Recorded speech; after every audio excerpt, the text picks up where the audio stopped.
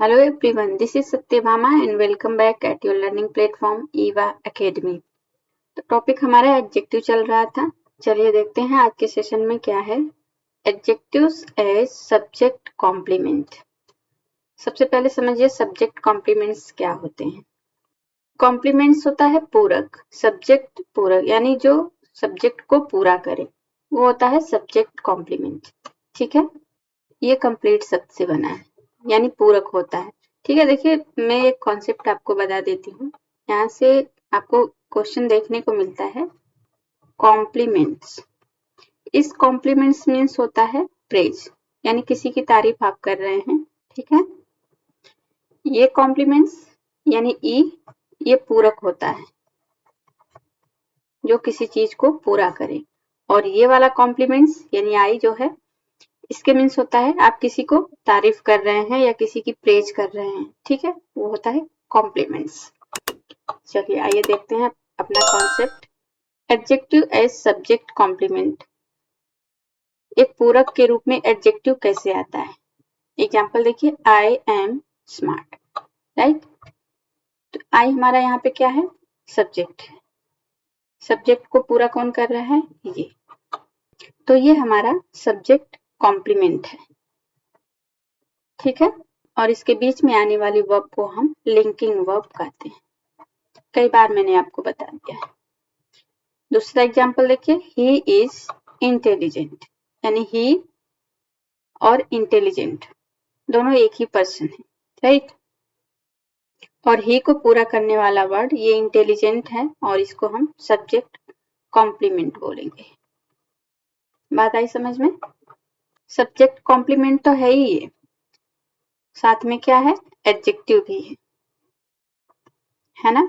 आई की विशेषता बता रहा है स्मार्ट, ही की क्वालिटी इंटेलिजेंट। एडजेक्टिव होता ही है किसी की विशेषता या किसी के बारे में कुछ बताता है। चलिए आगे देखते हैं लिंकिंग वर्ब। बहुत ध्यान से समझिएगा, बहुत ही इंपॉर्टेंट कॉन्सेप्ट है। एग्जाम्स में यहाँ पे क्वेश्चन हमारे देखने को मिलते हैं। लिंकिंग वर्ब कौन कौन सी है। पहले तो बी की जितनी भी फॉर्म है, is, am, are, was, were, be, being, been। ठीक है, तो बी की जितनी भी फॉर्म है वो सारी की सारी हमारी लिंकिंग वर्ब होती हैं। साथ ही ये सब वर्ड भी हमारे लिंकिंग वर्ब होती हैं, जैसे appear, become, believe, feel, grow, smell, seem, sound, remain, turn, prove, look, taste and form of the verb to be. ठीक है, बी की फॉर्म जितनी भी मैंने आपको बता दिया है। एक चीज आप यहाँ पे नोटिस कर सकते हैं, जितने भी सेंस ऑफ ऑर्गन्स हैं, कितने हैं, 5 है ना। सेंस ऑफ ऑर्गन्स हमारे कौन कौन से हैं, eye, nose, ear, skin and tongue. ठीक है, आई से आप क्या करते हैं, सी, नोज से स्मेल, ईयर से सुनते हैं, हियर, स्किन से आप फील करते हैं। ठीक है, और टंग से आप टेस्ट करते हैं। यहाँ पे दो चीजें समझने लायक हैं। एक तो ये जितनी भी लिंकिंग वर्ब हैं उनके बाद या उनमें आप प्रेजेंट कंटिन्यूअस नहीं लगा सकते हैं। दूसरी बात, इनके बाद आने वाला वर्ड कभी भी एडवर्ब नहीं होगा। ठीक है, हालांकि ये वर्ब हैं, ठीक है, और वर्ब के बाद वर्ब को क्वालिफाई कौन करता है, एडवर्ब करता है। ठीक है, लेकिन इनके बाद लिंकिंग वर्ब के बाद हमेशा हमेशा एडजेक्टिव आता है। बहुत ही ध्यान से समझिएगा बेटा। ठीक है, लिंकिंग वर्ब के बाद हमेशा हमेशा एडजेक्टिव आता है, एडवर्ब नहीं आता है। दूसरी बात, इनको आप प्रेजेंट कंटिन्यूअस में नहीं लिख सकते हैं लिंकिंग वर्ब को। ठीक है, तो देखिए यहाँ पे ये फील है ना, कुछ नहीं है तो यहाँ पे मैंने लिख दिया है कि सी है, स्मेल है, हियर है, फील है, टेस्ट है। ये सब भी हमारी लिंकिंग वर्ब में आती है। चलिए एग्जांपल देखते हैं। द क्राउड अपीयर्ड काम। यहाँ पे देखिए अपीयर्ड क्या है, वर्ब है, ठीक है। भीड़ कैसे दिखी आपको, शांत दिखी। अब ये काम क्या है, एडजेक्टिव है ना। यहाँ पे आप एडवर्ब नहीं लिख सकते हैं। अभी बताया मैंने आपको ना कि लिंकिंग वर्ब के बाद हमेशा हमेशा एडजेक्टिव आता है। अच्छा, एडजेक्टिव में ly जोड़ने से एडवर्ब बन जाता है, ठीक है। The food tastes good. Food कैसा टेस्ट कर रहा है, गुड। अब गुड भी हमारा एडजेक्टिव है ना। यहाँ पे आप वेल नहीं लिख सकते। वेल क्या होता है, एडवर्ब होता है, और गुड हमारा एडजेक्टिव होता है, ठीक है। बात आई समझ में। लिंकिंग वर्ब के बाद हमेशा आपका एडजेक्टिव आता है। हालांकि देखिए ये टेस्टेज हमारा वर्ब है, और वर्ब को क्वालिफाई कौन करता है, एडवर्ब करता है। बाकी वर्ब के साथ आप एडवर्ब लगाएंगे, लेकिन लिंकिंग वर्ब के साथ हमेशा आप एडजेक्टिव लगाएंगे। चलिए आगे देखते हैं। Adjective with past and present participles verb. अब ये क्या है, पास्ट एंड प्रेजेंट पार्टिसिपल। देखिए वर्ब की थर्ड फॉर्म जब एडजेक्टिव का रोल प्ले करता है, एडजेक्टिव की तरह आता है, तो पास्ट पार्टिसिपल कहलाता है, ठीक है। और वर्ब की फर्स्ट फॉर्म प्लस आईएनजी जब भी एडजेक्टिव का रोल प्ले करे तो वो प्रेजेंट पार्टिसिपल कहलाता है, ठीक है। आइए देखते हैं। वर्ब की थर्ड फॉर्म है जब भी एडजेक्टिव की तरह आए एक सेंटेंस में तो पास्ट पार्टिसिपल होती है। जैसे it is broken chair. Chair क्या है, नाउन है ना। कैसी चेयर है, टूटी हुई है, ब्रोकन है। नाउन को क्वालिफाई कौन कर रहा है, ये वर्ड कर रहा है ब्रोकन। और ब्रोकन है क्या एक्चुअल में, है ये वर्ब की थर्ड फॉर्म, लेकिन आया कैसे है, एक एडजेक्टिव की तरह आया है ना। टूटी हुई chair, broken chair. Forbidden tree, मना किया गया वृक्ष। ऐसे भी जब भी आपको सेंटेंस में मिले तो वो पास्ट पार्टिसिपल कहलाता है और एडजेक्टिव का रोल प्ले करता है। दूसरा देखिए, the student refuse to eat the dried fruit. Fruit क्या है, नाउन। कैसा है फ्रूट, ड्राइड है ना। तो यहाँ पे ये एडजेक्टिव है, लेकिन एक्चुअल में क्या है, वर्ब की थर्ड फॉर्म। रोल कैसा प्ले कर रहा है, एडजेक्टिव का, ठीक है।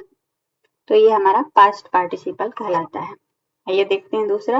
V1 प्लस ING जब भी एक सेंटेंस में एडजेक्टिव की तरह आए तो उसको हम प्रेजेंट पार्टिसिपल बोलते हैं।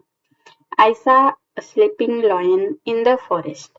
देखिए लॉयन क्या है, नाउन है, और स्लीपिंग V1 प्लस ING है ना, लेकिन रोल कैसा है इसका, एडजेक्टिव का है।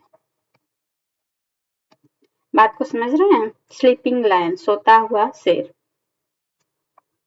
तो इसको हम प्रेजेंट पार्टिसिपल बोलते हैं। यहाँ पे और भी एग्जांपल आप देख सकते हैं। डांसिंग गर्ल, मैंने डांस करती हुई लड़की को देखा, है ना। तो ऐसे ही V1 प्लस ING उसके बाद कोई नाउन आए तो वो प्रेजेंट पार्टिसिपल और एडजेक्टिव का रोल प्ले कर रहा होता है। चलिए आगे देखते हैं। ये दूसरा कॉन्सेप्ट है हमारा, other, another, the other, any other and others. सब में अदर अदर अदर है। समझते हैं एक एक करके। सबसे पहले अदर को समझिए। अदर हमेशा प्लूरल के साथ यूज होता है, प्लूरल नाउन के साथ यूज होता है, और इन जनरल सेंस में काउंटेबल नाउन्स होते हैं, ठीक है। काउंटेबल नाउन के साथ other plural in general sense में यूज होता है। एन अदर सिंगुलर में यूज होता है, ठीक है। द अदर सिंगुलर और प्लूरल दोनों में यूज होता है, लेकिन द अदर जब भी हम लगाते हैं तो वो डेफिनिट हो जाता है, स्पेसिफाइड हो जाता है ना। आगे भी मैंने आपको बताया था द हम लगाते कहाँ पे हैं, जिसको हम स्पेसिफाइड करना चाहते हैं या जिसके बारे में हम पहले से जान रहे होते हैं, वहां पे हम द लगाते हैं। जैसे example, there was a crow, the crow was thirsty, है ना। तो एक क्रो, पहले वाले सेंटेंस में एक क्रो की बात की गई है, दूसरे वाले सेंटेंस में द क्रो वॉज थर्स्टी, है ना। तो देखिए द किसके बारे में, ये वाला क्रो। अब इसको स्पेसिफाइड किया जा रहा है कि यही वाला कौवा जिसको प्यास लगी है, ठीक है। और ये भी काउंटेबल नाउन के साथ यूज होता है। चलिए अभी हम एग्जाम्पल से समझेंगे। पहले यहाँ पे थोड़ी सी मीनिंग जान लीजिए। एनी अदर कहाँ पे यूज करते हैं, देखिए सिंगुलर और प्लूरल, सिंगुलर और प्लूरल दोनों के लिए यूज करते हैं। और निगेटिव सेंटेंसेस में हम एनी अदर का यूज करते हैं, और अदर्स हमारा प्रोनाउन होता है, ठीक है। Others are going there. चलिए एग्जाम्पल देखते हैं। शी हैज विजिटेड अदर या फिर अनदर प्लेसेस। प्लेसेस क्या है, जगह, जगह है ना, तो ये हमारा नाउन है, ठीक है। और कैसा नाउन है, ये प्लूरल नाउन है ना। प्लूरल के लिए हम क्या यूज करते हैं, अदर यूज करते हैं, ना कि अनदर। अनदर हम सिंगुलर के लिए यूज करते हैं, ठीक है। I have got 2 friends, one is a doctor and the other या the another one is a teacher. मेरे पास 2 फ्रेंड है, ठीक, एक ए एक बी। एक डॉक्टर है। अब आप जान गए कि एक डॉक्टर है, तो दूसरा ऑब्वियस सी बात हो गई कि दूसरा वाला ही टीचर है ना। तो हमें पता है एक डॉक्टर है, ये हमें पता है, वन इज अ डॉक्टर, एक डॉक्टर है, तो दूसरा वाला टीचर है, स्पेसिफाइड हो जा रहा है, राइट। तो यहाँ पे हम लगाएंगे one is a doctor and the other, इसको हम नहीं लगाएंगे, the other one is a teacher, ठीक है। Where are the another boys are the other boys. देखिए 2 है, दोनों में से आपको एक सेलेक्ट करना है, वो भी सही वाला। वेयर आर अनदर बॉयज या द अदर बॉयज। देखिए एक क्लास में 30 स्टूडेंट्स हैं, ठीक है। अब जितने आए हैं उसको उतना तो पता ही है, 20 आए हैं, उसको पता है कि 20 आए हैं तो 10 गायब हैं, और 10 कौन कौन से गायब हैं वो भी उसको पता है, यानी उसको पता है इसलिए वो स्पेसिफाइड है। तो हम यहाँ पे द अदर लगाएंगे, ठीक है, ये नहीं लगाएंगे। समझ आ रहा है सभी को। नेक्स्ट देखिए, ही हैज परचेज्ड अनदर या फिर अदर बुक। यहाँ पे देखिए बुक क्या है, नाउन है, कैसा नाउन है, सिंगुलर नाउन है ना। सिंगुलर के लिए हम अनदर यूज करते हैं, राइट, अदर नहीं। अदर हम प्लूरल नाउन के लिए यूज करते हैं। चलिए, they haven't visited any other places. देखिए ये निगेटिव सेंटेंस, हैव नॉट, है ना, तो एनी अदर यहाँ पे सही है। नेगेटिव सेंटेंसेस में हम एनी अदर का यूज करते हैं। चलिए दूसरा देखिए, ईच एंड एवरी, दोनों की मीनिंग सेम है। ईच मीन्स भी हर एक, और एवरी मीन्स भी हर एक, प्रत्येक। ईच हमारा एडजेक्टिव एंड प्रोनाउन दोनों बन सकता है, ठीक है। लेकिन एवरी हमेशा हमेशा एडजेक्टिव होता है, प्रोनाउन कभी भी नहीं बन सकता। यानी एक सेंटेंस की बिगनिंग आप एवरी से बिना नाउन के नहीं कर सकते हैं, राइट। जैसे every students are going there, तो स्टूडेंट्स है, वहां पे नाउन है, नाउन और एडजेक्टिव, बिना नाउन के एडजेक्टिव अकेले नहीं आ सकता है, ठीक है। लेकिन ये अकेले आ सकता है क्योंकि ये प्रोनाउन का भी रोल प्ले करता है। आइए एग्जाम्पल के माध्यम से समझते हैं। देखिए, ईच फॉर 2 और मोर देन 2। ईच हमेशा 2 या फिर 2 से ज्यादा लोगों के लिए यूज होता है, और डेफिनेट के लिए यूज होता है, ठीक है, निश्चित लोगों के लिए यूज होता है, पता होता है, वहां पे एडजेक्टिव भी बन सकता है और प्रोनाउन भी बन सकता है, एवरी मोर देन टू यानी दो के लिए नहीं, दो से ज्यादा के लिए यूज होता है हमेशा, ठीक है। और इनडेफिनिट होता है, इन जनरल सेंस में यूज होता है, ठीक है। और हमेशा एडजेक्टिव होता है। चलिए एग्जाम्पल देखते हैं। ईच या फिर every of the two girls gets a prize. पहली बात तो देखिए यहाँ पे दो लोगों की बात है, राइट। तो ईच दो लोगों के लिए होता है, दो लोग हैं, दोनों लोगों ने प्राइज जीता है ना। तो ये डेफिनिट है, ये दोनों लोगों ने जीता है, हमें पता है, तो ईच लगेगा, एवरी नहीं लगेगा, ठीक है। Each of the two girls gets a prize. देखिए ईच और एवरी हमेशा सिंगुलर कंसीडर किए जाते हैं, ठीक है। जब सिंगुलर होते हैं तो वर्ब भी कैसी लेते हैं, सिंगुलर की लेते हैं। कि यहाँ पे गेट्स क्या है, singular noun, sorry singular verb है ना। क्यों है, यहाँ पे तो दो लोग हैं, देखिए दो लोगों ने प्राइज को जीता है। यहाँ पे हर एक की बात की जाती है, ठीक है। जैसे मेरे पास 5 चॉकलेट है, तो मैं 5 लोगों में डिस्ट्रीब्यूट कर रही हूँ, ठीक है। तो पांचों लोगों को इकट्ठा तो नहीं दे दूंगी ना, एक एक करके देती हूँ, ठीक है। इसलिए ये एवरी और ईच दोनों सिंगुलर कंसीडर किए जाते हैं, और जब सिंगुलर होते हैं तो वह भी अपने साथ सिंगुलर लेते हैं। आइए दूसरा देखते हैं। He raised of his hands each या एवरी। अब हैंड्स की बात है तो ये अंडरस्टूड है, उसके पास दो ही हाथ हैं, ठीक है। तो ईच का यूज होगा। He raised each of his hands. Students gets a prize. यहाँ पे देखिए कोई नंबर नहीं लिखा है कि कितने स्टूडेंट्स ने प्राइज जीता। ईच ऑफ द 10 स्टूडेंट्स, जब 10 हो जाता तो वहां पे हम ईच लिखते, ठीक है। लेकिन वहां पे डेफिनिट नंबर कोई नहीं है, इन जनरल सेंस में बात की जा रही है कि सभी स्टूडेंट्स ने प्राइज जीता, तो यहाँ पे हम इन जनरल सेंस में एवरी का यूज करते हैं, ठीक है। Every student gets a prize. Fill in the blanks. Month has at least 4 Sundays. In general sense में बात की जा रही है कि हर मंथ में कम से कम 4 संडे तो आता ही है, ठीक है। तो इन जनरल सेंस में हम एवरी का यूज करते हैं।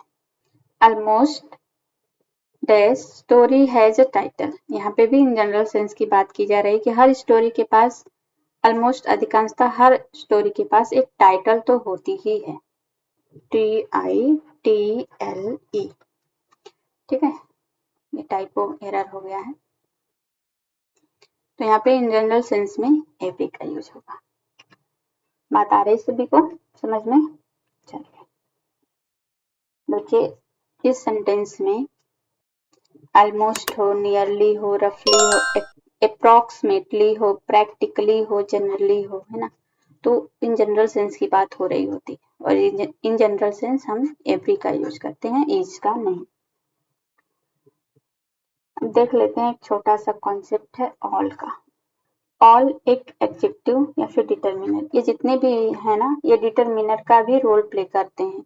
जैसे मैंने अभी अदर का बताया, ईच एवरी का बताया, सम एनी का बताया इसके पहले भी, तो ये सब एक डिटरमिनर भी होते हैं। और डिटरमिनर एडजेक्टिव दोनों सेम होते हैं, थोड़ा सा डिफरेंस होता है, वो मैंने डिटरमिनर वाली क्लास में आपको बता दिया है। बाकी आप एडजेक्टिव को डिटरमिनर और डिटरमिनर को एडजेक्टिव बोल सकते हैं, क्योंकि दोनों ही नाउन या प्रोनाउन को क्वालिफाई करते हैं। तो ऑल हमारा एडजेक्टिव भी बनता है और प्रोनाउन भी बनता है। प्रोनाउन कब होता है? Only positive sense. All plus noun देखिए क्या होता है, ऑल है और नाउन है। जैसे ऑल स्टूडेंट्स, तो ये नाउन है और ये ऑल है, तो ये एडजेक्टिव है, ठीक है। लेकिन ऑल एडजेक्टिव प्लस नाउन है तो वो प्रोनाउन है। कैसे? All the student, all the student. अब ये क्या है? नाउन है। ये क्या है? डिटरमिनर या एडजेक्टिव है, राइट। और ऑल क्या है? प्रोनाउन है। चलिए आइए एग्जांपल देखते हैं। All the boys have come here. देखिए ये क्या है, नाउन है, द डिटर्मिनर है और ऑल प्रोनाउन है, तो ऑल यहाँ पे एज अ प्रोनाउन यूज हुआ है, ठीक है। All people did not like the movie. देखिए पीपुल क्या है, नाउन है, ऑल क्या है, नाउन के बारे में बता रहा है, सभी लोग, तो ये एडजेक्टिव है, ठीक है। चलिए आगे देखते हैं। Good and well. Good and well अभी आपको मैंने पीछे बताया, यहाँ पे समझिए। गुड एक एडजेक्टिव होता है और वेल एक एडजेक्टिव और एक एडवर्ब, दोनों का रोल प्ले करता है, लेकिन कुछ कंडीशंस होती हैं। आइए देखते हैं। देखिए गुड एडजेक्टिव होता है, एडवर्ब नहीं। वेल एडजेक्टिव भी होता है और एडवर्ब भी होता है, लेकिन एडजेक्टिव कब होता है, जब फिजिकल स्टेट की बात की गई हो, हेल्थ की बात की गई हो, सिकनेस की बात की गई हो, इलनेस की बात की गई हो, उस सेंटेंस में आप एज ए एडजेक्टिव के रूप में वेल को भी लगा सकते हैं, ठीक है। चलिए देखते हैं। ही परफॉर्म्ड गुड या फिर वेल एट द पार्टी। अब यहाँ पे गुड भरेंगे या वेल भरेंगे। परफॉर्म्ड, सबसे पहले समझते हैं कि एडवर्ब क्या होती है। एडवर्ब देखिए, जो वर्ब के बारे में बताए, वर्ब को क्वालिफाई करे, वो एडवर्ब होता है। जो एडजेक्टिव को क्वालिफाई करे, एडजेक्टिव के बारे में कुछ बताए, वो भी एडवर्ब होता है। और एडवर्ब खुद एडवर्ब को भी मॉडिफाई करता है। मीन्स एक एडवर्ब वर्ब के बारे में भी बताता है, एडजेक्टिव के बारे में भी बताता है और खुद एडवर्ब के बारे में भी बताता है। तो यहाँ पे परफॉर्म्ड, ठीक है, क्या है, वर्ब। वर्ब में ही हम ईडी या फिर आईएनजी वगैरह लगाते हैं, ठीक है। नाउन में ऐसा जनरली नहीं होता है। तो वर्ब को क्वालिफाई कौन करता है, एडवर्ब करता है। तो यहाँ पे क्या हो जाएगा, वेल। ही परफॉर्म्ड वेल, गुड नहीं। दूसरे वाले में देखिए, हिज परफॉर्मेंस वाज गुड या फिर वेल। अब देखिए यहाँ पे परफॉर्मेंस हो गया है, एएनसी लास्ट में लग रहा है तो ये नाउन बन जाता है, ठीक है। यहाँ पे ईडी है तो ये वर्ब है। अब जब ये नाउन है, नाउन को क्वालिफाई क्या करता है, नाउन के बारे में एडजेक्टिव बताता है, ना कि एडवर्ब, ठीक है। तो his performance was good. She sang good या फिर वेल एट द कॉन्सर्ट, उसने अच्छा गाया। सैंग क्या है, वर्ब है ना। वर्ब की ही हम सेकेंड थर्ड फॉर्म बनाते हैं, तो वर्ब को क्वालिफाई करता है एडवर्ब, तो वेल हो जाएगा, ना कि good. She sang well at the concert.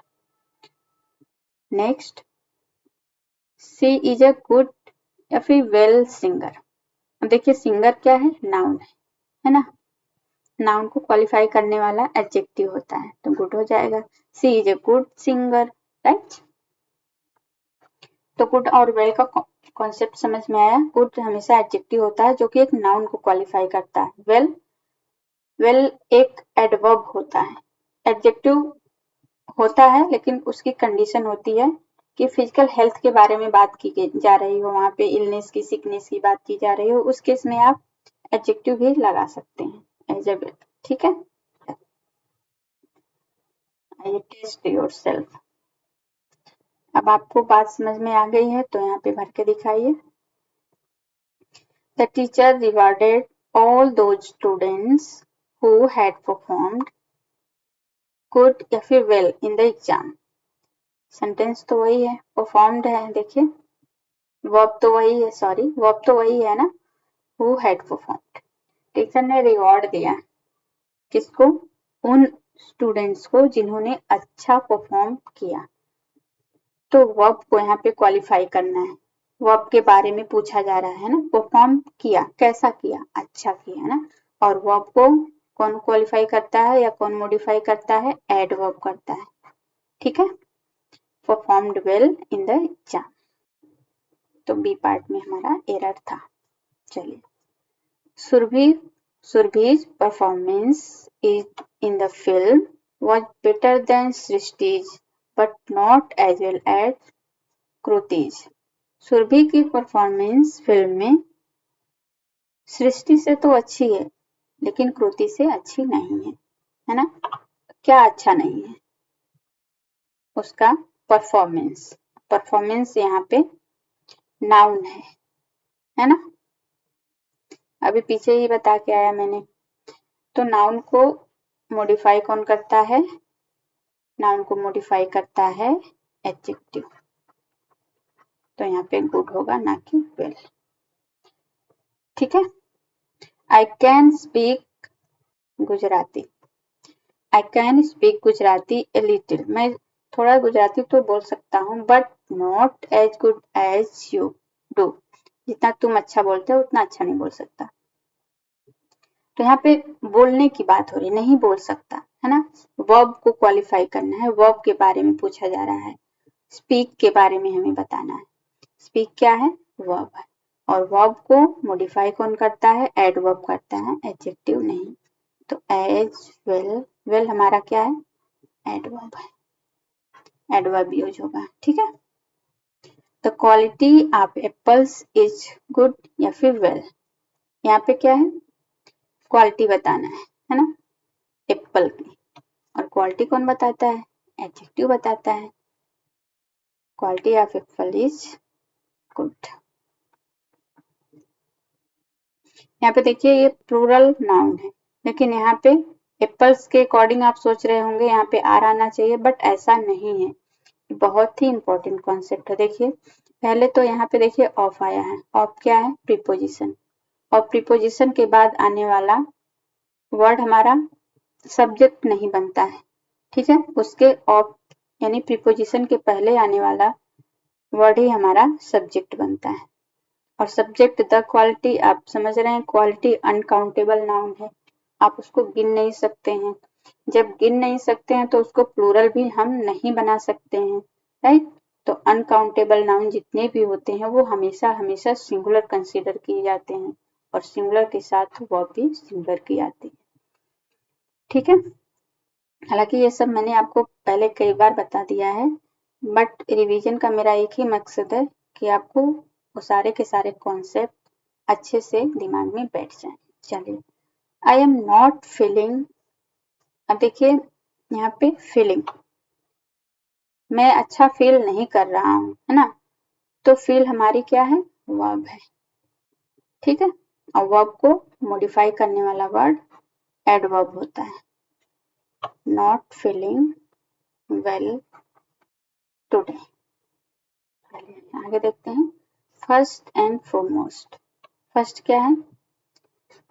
जो क्रम बताता है ना? वो पहली श्रेणी पे आया है, प्रथम नंबर पे आया है। और फॉरमोस्ट क्या है? जो लोग फेमस होते हैं उनके बारे में अगर बात करनी है तो हम फॉरमोस्ट लगाते हैं। ठीक है। प्रोमिनेंट हो, नोटेबल हो, मीन्स कि वो इम्पोर्टेंट हो, फेमस हो। और फर्स्ट डिनोट्स ऑर्डर, यानी क्रम को दिखाता है। आइए एग्जाम्पल देखते हैं। राम वॉज द फर्स्ट या फॉरमोस्ट टू अराइव हियर। यहाँ कौन फर्स्ट आया है? सबसे पहले कौन आया है? तो यहाँ पे क्रम की बात की जा रही है ना? तो यहाँ पे फर्स्ट यूज होगा, फॉरमोस्ट का नहीं। Indira Gandhi was the first foremost prime minister of India. यहाँ पे देखिए फर्स्ट आएगा या फॉरमोस्ट आएगा। Indira Gandhi first prime minister तो थी नहीं, है ना? वुमन में आप कह सकते हैं बट फर्स्ट प्राइम मिनिस्टर नहीं थी। तो वो प्रोमिनेंट थी, नोटेबल थी, मीन्स इम्पोर्टेंट थी, फेमस थी, इसलिए यहाँ पे फॉरमोस्ट आएगा, फर्स्ट नहीं आएगा। ठीक है। Gandhi ji was the first या फिर foremost leader of his time. अपने टाइम पे गांधी जी कैसे थे? फॉरमोस्ट थे, है ना? फर्स्ट नहीं थे, फेमस लीडर थे। चलिए आगे देखते हैं। फर्स्ट और लास्ट का, फॉर्मल और लेटर का। फर्स्ट तो अभी बता के आई। फर्स्ट और लास्ट किसके लिए यूज होता है? Used for more than to persons और थिंग्स। ये दो लोगों से ज्यादा जब लोग होते हैं उनके लिए हम फर्स्ट और लास्ट यूज करते हैं। ठीक है। जैसे कई लोग हैं, ये फर्स्ट है और ये लास्ट है। फॉर्मर और लेटर, ये किसके लिए यूज करते हैं? यूज्ड फॉर टू पर्सन और थिंग्स, ये दो लोगों के लिए यूज करते हैं। जैसे दो लोग हैं ए और बी, तो ये जो पहले आता है उसको फॉर्मर और दूसरे वाले को जो बाद में आता है उसको लेटर। ठीक है, आइए एग्जांपल देखते हैं। Rahul and Sahil are intelligent but the first या फिर former is more intelligent than the last या फिर लेटर। देखिए यहाँ पे बात किसकी की जा रही है? दो लोगों की, है ना, राहुल और साहिल की, इंटेलिजेंट है। लेकिन यहाँ पे दो लोग से ज्यादा होता तो फर्स्ट और लास्ट हम यूज कर लेते, बस दो ही लोग हैं तो फॉर्मर और लेटर आएगा। Former is more intelligent than the latter. ठीक है, राहुल और साहिल दो लोग हैं तो फॉर्मर इज मोर इंटेलिजेंट, यानी कि Rahul is more intelligent than Sahil. ठीक है, चलिए, राधा 3 चिल्ड्रन, राधा के 3 चिल्ड्रन हैं, Ashi, Eva and Kriva are talented but the latter या फिर last excels the other two. Excels means होता है उससे बढ़कर या उससे श्रेष्ठ। 3 चिल्ड्रन हैं, तीनों टैलेंटेड हैं, लेकिन उन दोनों से लास्ट वाला, है ना, ज्यादा टैलेंटेड है, उन दोनों से बढ़ के है, उन दोनों से श्रेष्ठ है, यानी लास्ट वाला क्रीवा की बात की जा रही है। दो लोग होते तो लेटर की बात कर लेते, लेकिन यहाँ पे 3 लोग हैं, 2 लोगों से ज्यादा हैं, तो यहाँ पे आएगा लास्ट। द लास्ट एक्सेल्स, यानी लास्ट वाला इन दोनों से बढ़ के है। चलिए नेक्स्ट देखिए, Wordsworth and Milton are both excellent writers. दोनों एक्सीलेंट राइटर हैं, but I prefer the last या फिर लेटर वन, है ना। यहाँ पे दो ही लोग हैं, वर्ड्सवर्थ और मिल्टन, तो हम यहाँ पे लेटर यूज करेंगे, यानी मिल्टन की बात हो रही है, मैं मिल्टन को प्रेफर करता हूँ, तो लास्ट यूज नहीं होगा। तो यहाँ पे मैं आपको एक छोटा सा कॉन्सेप्ट बता देती हूँ, नो और नॉट का। देखिए यहाँ पे आया है I am feeling, I am not feeling, जब भी वर्ब और हेल्पिंग वर्ब, ये देखिए एम क्या है? हेल्पिंग वर्ब है ना। हेल्पिंग वर्ब और मेन वर्ब के बीच में हम नॉट का यूज करते हैं, और नो का यूज हम कहाँ पे करते हैं? जब हेल्पिंग वर्ब मेन वर्ब की तरह आए और उसके बाद नाउन आए, तो हम वहां पे नो का यूज करते हैं। जैसे आई हैव नो आइडिया। ठीक है, आइडिया क्या है? नाउन है, और ये क्या है? ये मेन वर्ब है ना। इसके बाद नाउन आया है, तो हम यहाँ पे नो का यूज करेंगे, नॉट का नहीं। आई हैव नॉट आइडिया नहीं, आई हैव नो आइडिया। ठीक है, ये छोटी सी बात थी। आई होप कि आपको ये सारा कॉन्सेप्ट अच्छे से समझ में आया होगा। ठीक है, तो एडजेक्टिव के जितने भी कॉन्सेप्ट थे, जितने भी रूल्स थे, जहां से एग्जामिनेशन में क्वेश्चन आते हैं, वो सारे मैंने इन डिटेल्स आपको बता दिया है। नेक्स्ट क्लास में मैं एक प्रैक्टिस सेशन लेके आऊंगी, वहां पे 25-30 क्वेश्चन आपके एडजेक्टिव से होंगे। जितने भी रूल हैं, जितने भी कॉन्सेप्ट हैं, वो सारे के सारे मिक्स्ड होंगे, वहां पे सारे से क्वेश्चन पिकअप करके लाऊंगी मैं। ठीक है, तो जितने भी डाउट होंगे थोड़े बहुत, वो वहां पे और भी क्लियर हो जाएंगे, तो वो वाला सेशन आप जरूर से अटेंड करना। तो फिर मिलते हैं आपसे अगली क्लास में जल्द ही। तब तक के लिए bye bye, take care, thank you.